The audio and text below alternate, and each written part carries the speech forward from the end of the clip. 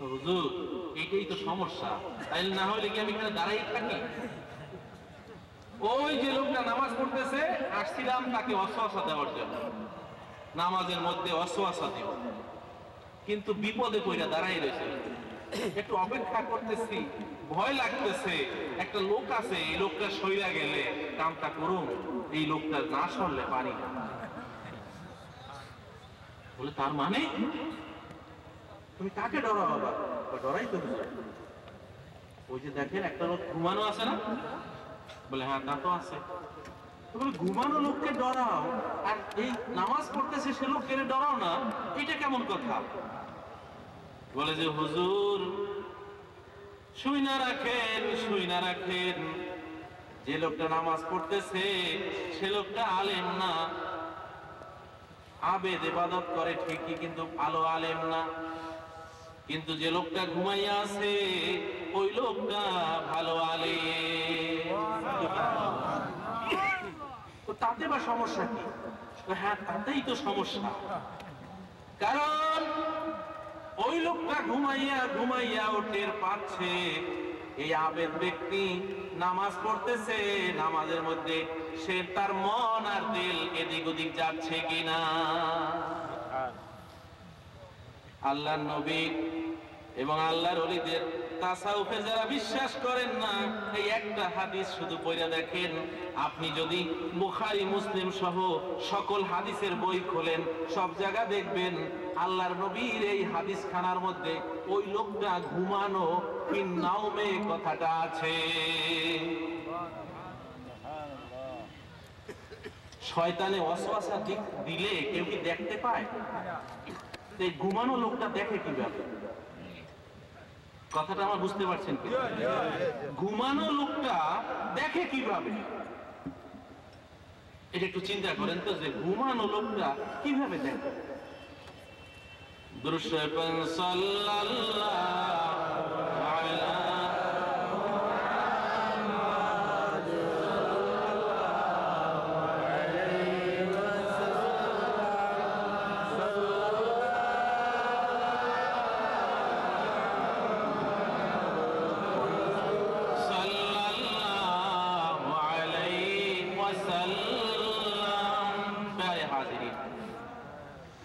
ঘুমানো লোকটাও দেখে কি? দেখে শয়তানের ওয়াসওয়াসা। শয়তান ওয়াসওয়াসা দেয় কি হাতের উপর, চামড়ার উপর, নাকের উপর, কানের উপর, না মনের মধ্যে? কোন জায়গায় দেয়? মনের মধ্যে। অথচ ওই ব্যক্তি ঘুমে,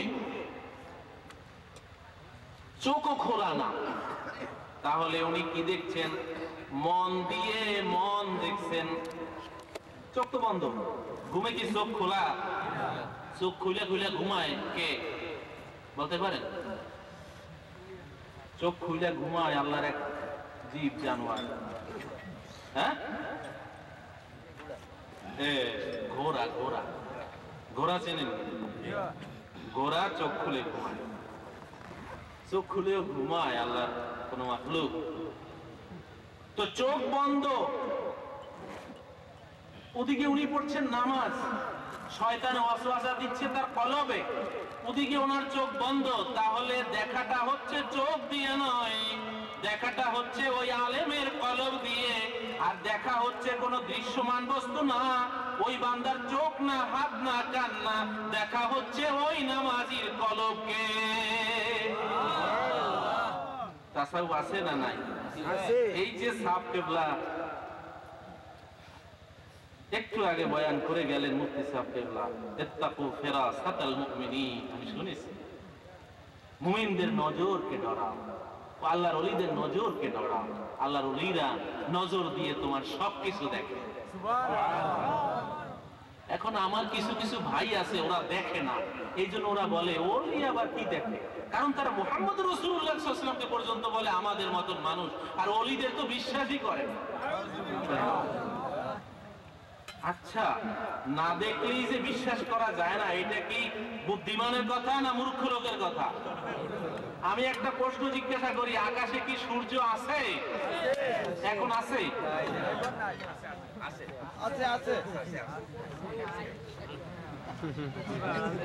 আছে। দিনের বেলা আকাশে কি চাঁদ থাকে না থাকে না? থাকে, সবই থাকে, কিন্তু দেখা যায় না। এক ধরনের যন্ত্র আছে, দূরবীক্ষণ যন্ত্র লাগাইলে দিনের বেলাও চাঁদ দেখা যায়, আর খালি আকাশে দেখা যাইব। ডক্টর কামাল হোসেনকে যদি আনেন, বলে আইন দিয়া যুক্তি দিয়া বুঝাইয়া দাও, দিনের বেলা চাঁদ দেখা যায় না, ওই যে দেখো। বড় বড় আইনজীবী নিয়ে আসেন, যুক্তি দিয়া তর্ক দিয়া বুঝাই দিব, দেখা যায় না। তাই বলে আসলে কি চাঁদ আকাশে থাকে না? আমি দেখি না বইলে কি থাকে না? তাহলে আমি দেখি না, আমার গুরু দেখে নাই, সেই কারণে আল্লাহর ওলিরা তাদের নজর দিয়া দেখে না, এই কথা বলে কারা? মূর্খ না আলেমরা বলে? মূর্খরা বলে না? এখন চিন্তা করুন, শয়তান ওয়াসওয়াসা দিচ্ছে না নামাজিকে, কারণ তার পাশে একজন আলেম ঘুমানো আছে। আলেম যদি জাগত থাকতো, আর যদি ওই নামাজির পাশে দাঁড়াইয়া থাকতেন তিনি, যে দাঁড়াইয়া আছি তুমি নামাজ পড়ো, তাহলেও একটা কথা ছিল। আলেম ঘুমাইয়া আছেন, এই ঘুমানোর কারণে ওয়াসওয়াসা দিচ্ছে না। নবী বলেন, যদি ওয়াসওয়াসা দাও তাহলে কি হবে?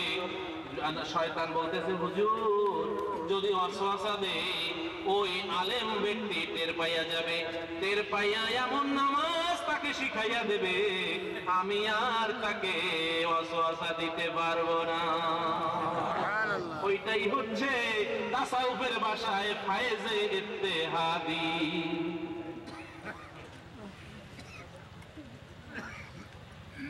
একজন আলেম, আল্লাহর আলেম বান্দা ঘুমানো অবস্থায় যদি নামাজিকে শয়তান ওয়াসওয়াসা না দিতে পারে, আলেমের কদর যদি এই হয়, আল্লাহর ওলি সাহেব কিবলা ফুলতবলি আমাদের মধ্যে জীবিত আছেন, অনেক শয়তানি ওয়াসওয়াসা থেকে আমরা মুক্ত আছি।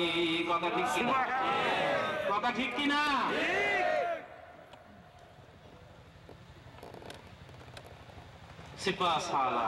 আল্লাহর নবীর মুহাব্বতের কথাই তার জবান থেকে বের হয়। এই জন্য বলি, শয়তান কিন্তু আরো বেশি ওয়াসওয়াসা দেবে। দোয়া করুন, দোয়া করুন, দোয়া করুন, আল্লাহ পাক যেন সাহেব কিবলা ফুলতলির হায়াত দরাজ করে দেয়, সুস্থ করে আল্লাহ যেন আবার মানুষের সামনে হাজির করে দেন। তারপরেও তিনি আছেন, সেটাই একটা আল্লাহর রহমত। কারণ আল্লাহ পাক ইলমকে তুলে নেন আলেমদের মৃত্যুর মাধ্যমে, যেমন মাওলানা মান্নান সাহেব চলে গেছেন, দেখেন ইলম আল্লাহ এভাবে তুলে নেন জগৎ থেকে। যাই হোক, আজকের এই সুন্নি মহাসম্মেলনে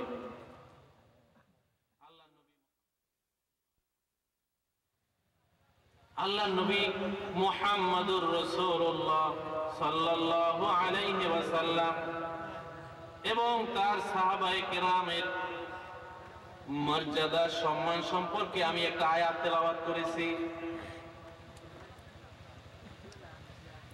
মিলাদ শুরুর আগে, দরুদ পড়ার আগে আয়াতখানা তেলাওয়াত করেছি। এই আয়াতকে সামনে রেখে আমি দুই এক কথা বলবো এবং ইনশাআল্লাহ এইভাবে আজকে মাহফিল শেষ হবে। আল্লাহ চায় দোয়া করুন, ওমা তৌফিক ইল্লা বিল্লাহ, রব্বানা লা ইলমা লানা ইল্লা মা আল্লামতানা ইন্নাকা আনতাল আলিমুল হাকীম। রাসূল পাক সাল্লাল্লাহু আলাইহি ওয়াসাল্লাম দুনিয়ায় এসেছেন, তাই দুনিয়া এত সুন্দর। তিনি যদি না আসতেন দুনিয়ায়, তাহলে দুনিয়া সুন্দর হইতো না।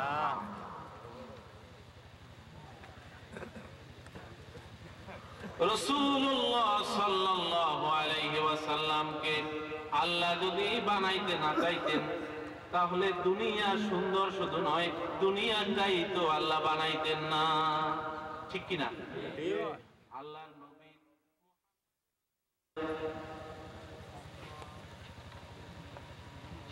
একটা প্রতিযোগিতা যদি হয়, যিনি ছবি আঁকে, যে ভালো বিল্ডিং এর নকশা করেছ, নকশা সুন্দর, সবচাইতে সুন্দর নকশাগুলো জমা দাও, উপহার দেওয়া হবে। তাহলে একজন নকশাবিদ তিনি তার সবচাইতে সুন্দর নকশাটা জমা দেবেন প্রতিযোগিতার জন্য। কথা ঠিক কিনা বলুন? এটা হলো দুনিয়ার নিয়ম। আল্লাহ পাক রব্বুল আলামিন জগৎবাসীর সামনে তার বন্ধু মুহাম্মদুর রাসূলুল্লাহ সাল্লাল্লাহু আলাইহি ওয়াসাল্লামকে সর্বাধিক সুন্দর, সবচাইতে আদর্শবান আল্লাহ পাক রব্বুল আলামিন সর্বসুন্দর করে জগৎবাসীর সামনে পেশ করেছেন। বলি সুবহানাল্লাহ। জগতের মানুষ